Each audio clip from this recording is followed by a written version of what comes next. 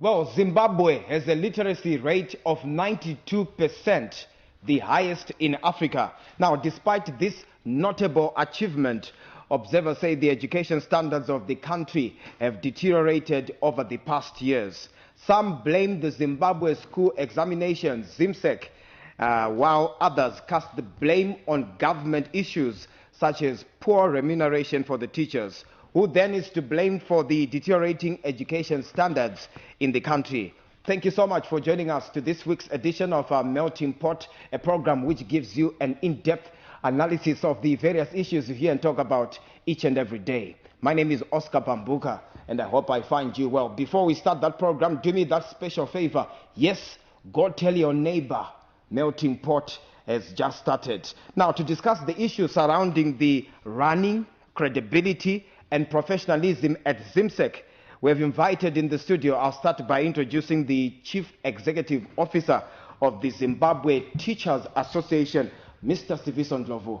It's a pleasure to have you on Melting Pot once again. Thank you, Oscar, and good evening, Zimbabwe. Also on the program, we've got the Deputy Minister of Education, Sport, Arts and Culture, Comrade Lazarus Dokora. Thank you so much for joining us on Melting Pot. Thank you, Oscar, for having me, and good evening, Zimbabwe. All right, I'll start with the Deputy Minister. What is the mandate of ZIMSEC, the Zimbabwe School Examination Council? The mandate of the Zimbabwe School Examinations Council is very clear from their founding. They were established by an Act of Parliament in 1994, and they are meant to organize and conduct examinations in those areas of the curriculum that are so defined as subject areas. And they are meant to cover the broad spectrum of the primary and secondary education in Zimbabwe. This is their brief, and they are also to maintain the integrity of the examination system, and from time to time to review the regulations as they govern that examination system. Now let's look at the relationship between the Teachers Association and ZIMSEC. How is the relationship? Well, at the present moment, Oscar, the relationship is cordial. We do interact with ZIMSEC through the Ministry of Education, Sport, Arts and Culture. We have not had a direct consultative process with the ZIMSEC as a council, but I think that would be a very positive development if we were to come, and we'd like to encourage that. That is the only way we can address some of the teething problems that we experience in the administration of our examinations. But you are saying that the relationship between you and, when I say you, I'm looking at the Teachers Associations and ZIMSEC, you said it's cordial. But teachers are complaining. They are not being paid enough. Salaries are not coming. But you are saying it's cordial. Well, Oscar, I think the word cordial here must be understood in terms of the relations between the authority, the council, and our unions. What we are looking at in terms of facilitating the council is a government responsibility which must pay the authority the resources, because we understand it receives money from Treasury, and that is a governmental function. We may not squarely put it on ZIMSEC as a council, although, yes, it may have a share in terms of probably understating the demands that are put by the teachers in terms of remuneration. But that is not to say it is the responsibility of ZIMSEC to pay teachers. It is the responsibility of government, and I am squarely putting it on government. And with the Honorable Minister here present, that lies on their doorsteps clearly. Now, Honorable Deputy Minister of Education, how would you respond to what the Chief Executive Officer of ZIMTA has just said? Government is not doing enough to support education. I think you have just broadened the issues at stake. You see, when we talk of examinations, we are talking about a particular segment of the whole national system. The government education responsibility is very clear. We look after everybody in the sector. But when we zero in on the council and its mandate and how it relates to the teachers, the professionals in the sector, were also very clear. The teachers are the examiners. They do the marking, the setting, the collation, and so on. And ultimately, we hold the Zimbabwe Examinations Council, the Schools Examinations Council, responsible for paying them for the tasks related to the examination system. Just hold on there, Honorable Deputy Minister. Is it the correct position he's giving us? You are the Chief Executive of the Teachers Association. Is he speaking the truth? What I can understand clearly is that ZIMSEC is funded by the state. ZIMSEC does collect fees at certain levels. But for example, at grade 7 level, ZIMSEC does not collect any fees. It receives grants from the state. And the state is represented by government.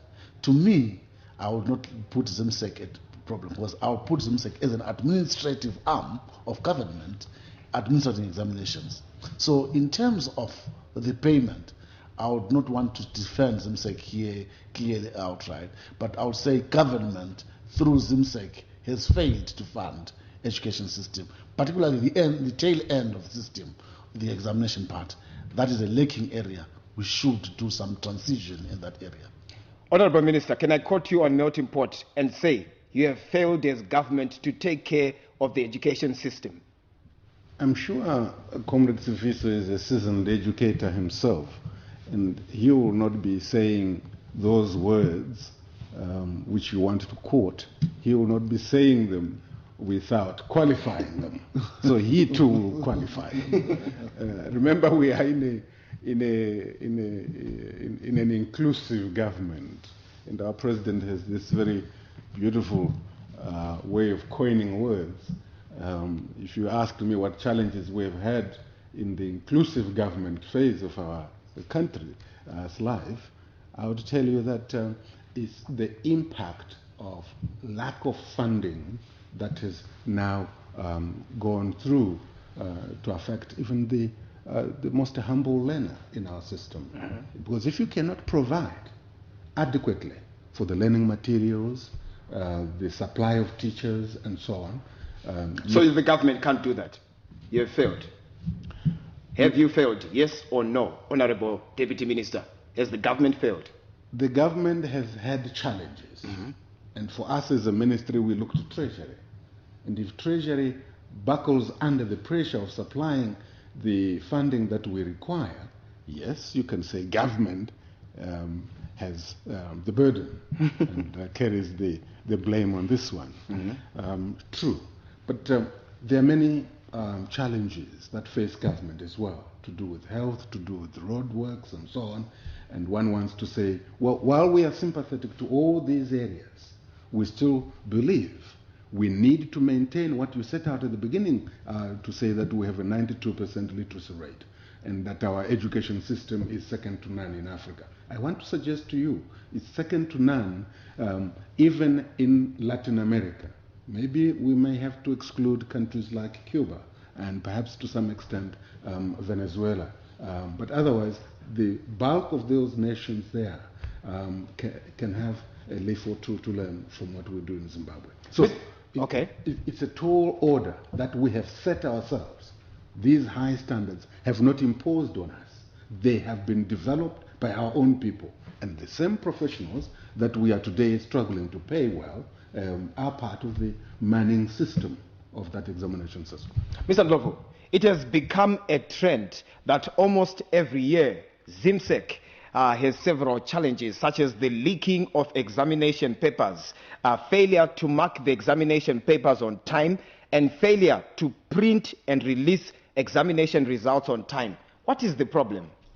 I think that is a perception problem, Oscar. We may have It's not a perception, Mr. Ndlovu. I've just been reading the media. It almost happens each and every year. It's failing to mark the examination papers on time. You hear stories that failure to print the release of examination results. It takes time. What is happening to ZIMSEC? Yes, I will not competently answer in detail for ZIMSEC, but as an examiner and as an institution and as professional teachers, I think we are blowing this thing out of proportion. Even the media is not helping the situation. we are suggesting that it has become a trend, then we are forgetting that we are talking about more than 8,000 examination centers. And out of 8,000 examination centers, how many centers are found wanting in terms of these examination processes? If we don't probably analyze it properly, we will assume this is a trend and this is a damaging trend. Fine, yes, it does dent the credibility, but it is not per se an issue that can go all out and we say overwhelmingly the country is having an examination system that is not credible. I think that is not correct. We'll continue with this discussion just after this break. Please don't go anywhere. Remember, in the studio, we've got the Deputy Minister of Education, Honorable Lazarus Dokora, as well as the Chief Executive Officer of the Zimbabwe Teachers Association, Mr. Sifiso Ndlovu. Stand by for the second segment.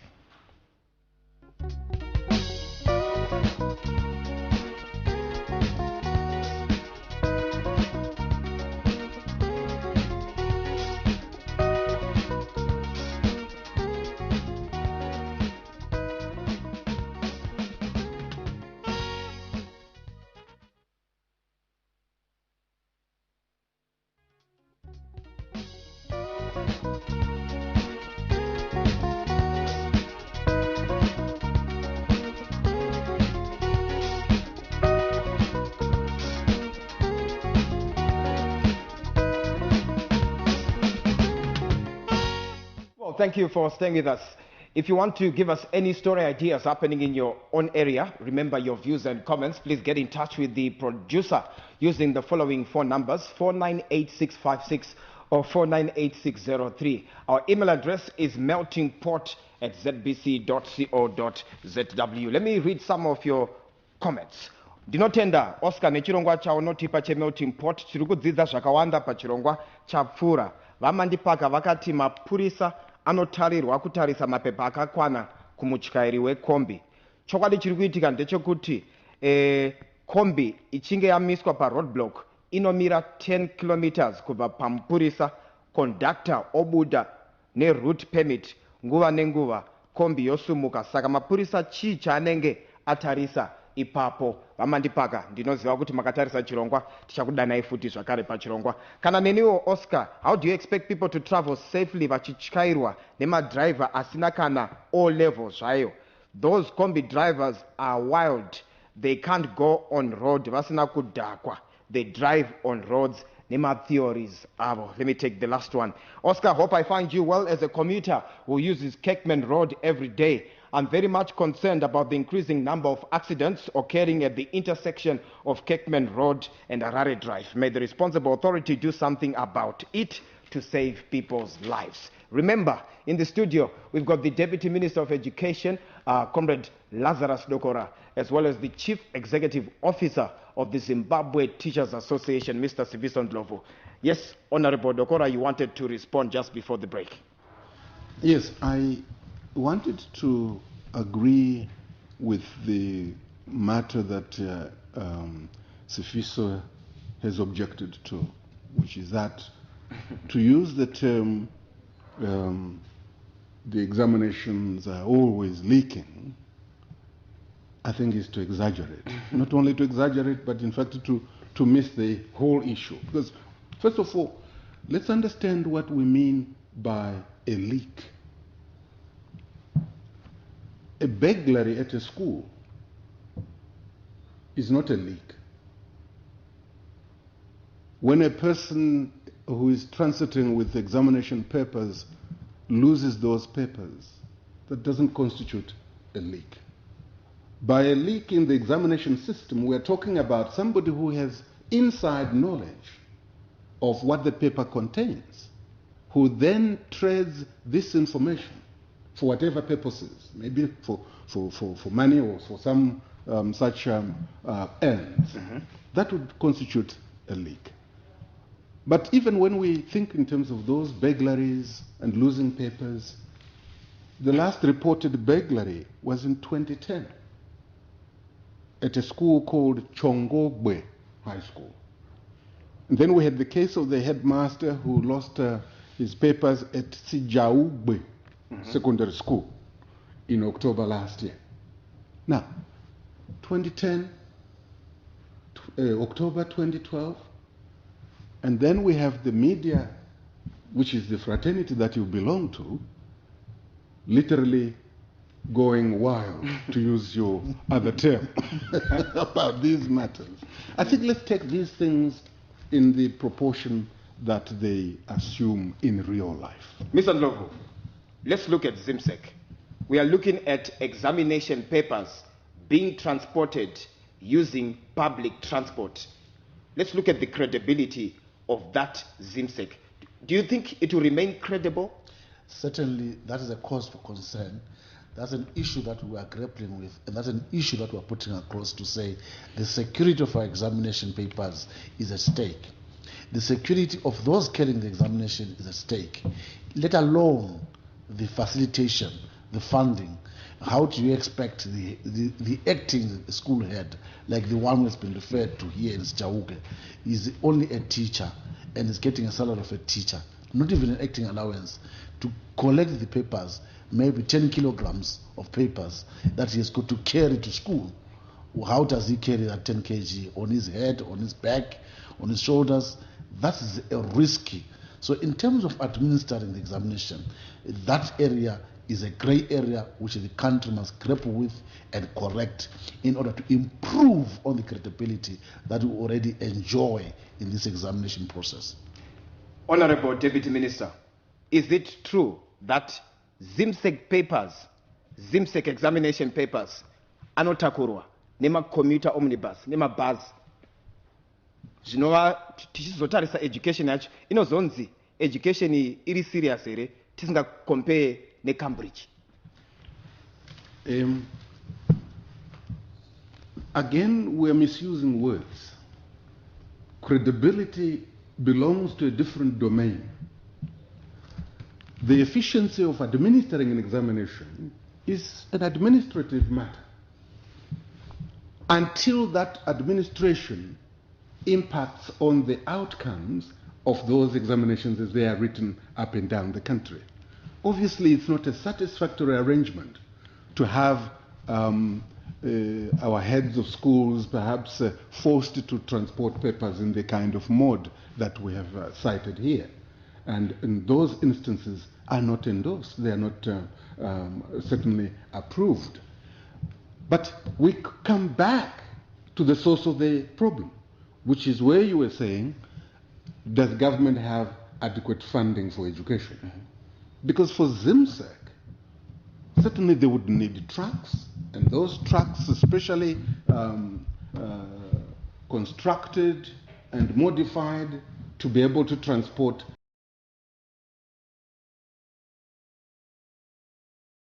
accompanying those examinations and so on. So where this matter fails, then you end up with cases of such as those that we've identified ourselves here. So yes, there's a large room for improvement, but it means also that government must put money on the table to enable ZIMSEC to be properly adequated in terms of its vehicle requirements and other logistical things that they require. Remember, transporting an examination means that you have also fulfilled a whole series of activities related to that examination. It's the preparation of the items for the examination, doing the item bank, and also getting the examiners in one place and standardizing their marking and so on, their routines. And it costs money. And the money that candidates pay for each paper, certainly he has alluded to this earlier on, that the grade 7 examination is actually a government-funded activity. But as I speak now, the 1.5 million that should have been credited to ZIMSEC for undertaking that task, only 500,000 has been transferred to ZIMSEC. So you cannot then hold ZIMSEC and say, look, meet these very high standards with no budgetary support. And yet they have done their best. But what it means is that the teachers remain owed some money. Mr. Ndlovu, why do we have two examination boards running our examinations? We've got Cambridge, we've got ZIMSEC. Why is that the situation? We don't have two. that are being run by our government. So what We is have happening? only one. This is a question of liberalization, free thought. Individuals now choose what they want. In as much as we have got former Group A schools, trust schools, we have so many of these. This is enshrined in our own constitution now that parents have an option to choose. Now they choose, some elect to go for Cambridge. It's now a question of, again, comparative analysis. Do you think Cambridge is better than ZIMSEC? I'll ask you that question. Which is better, Cambridge or our own ZIMSEC? Be honest, Mr. Ndlovu. I want to be very honest. I'm a proud Zimbabwean who really respects our examination system, and I would vouch for it. This is one good system because it is also syndicated. It is also a system that has been gleaned from Cambridge.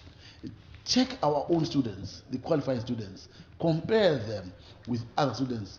In our SADC region, for example, you will find that they are coming tops. Last year, I had an interaction with the Ministry of Higher Education in South Africa. They were mourning that Zimbabwean students are always coming top of the classes, and they were saying these are the best students. First year students going in, our students do very well compared to our neighbors.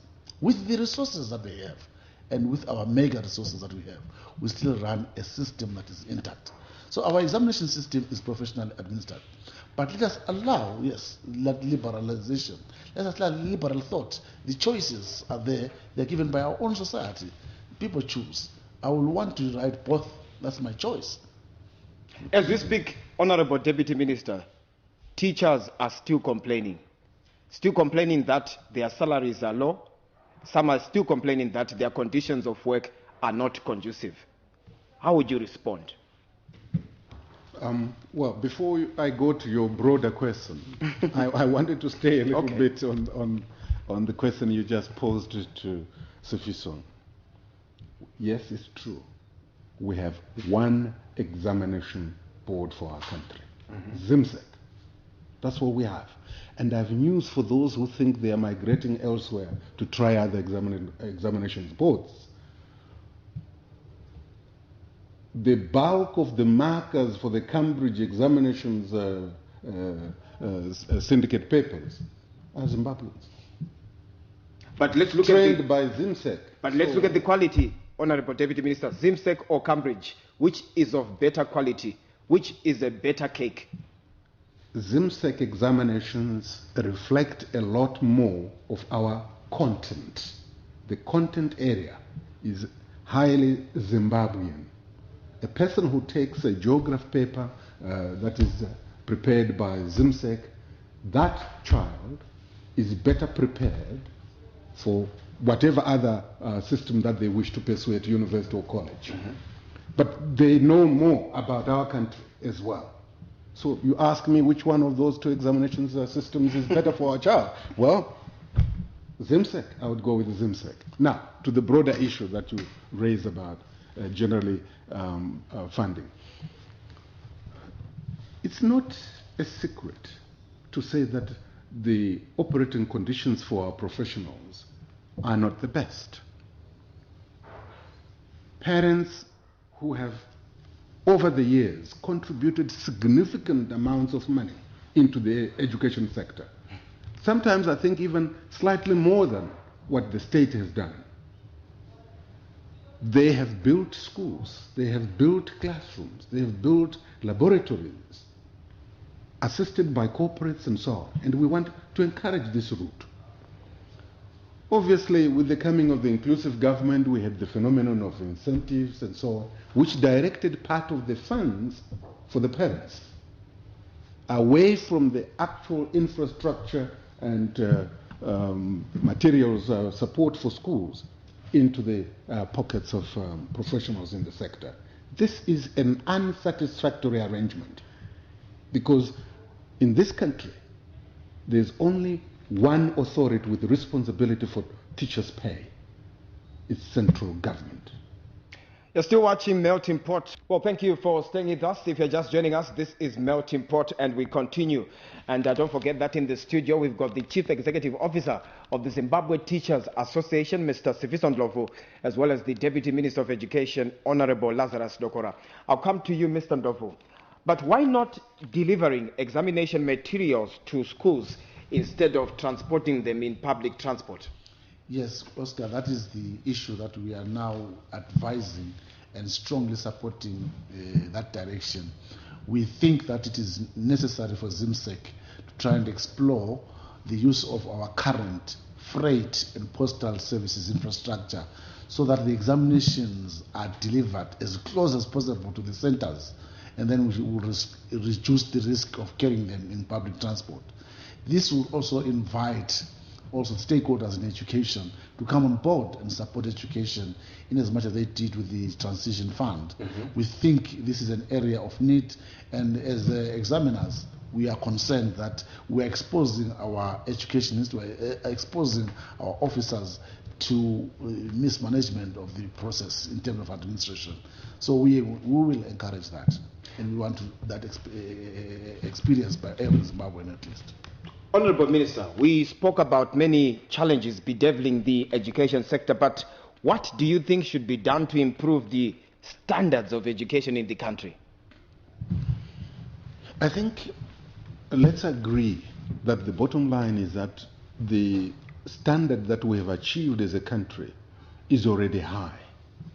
And therefore, we should be exploring two aspects: how to maintain those standards, and then how to increase the threshold.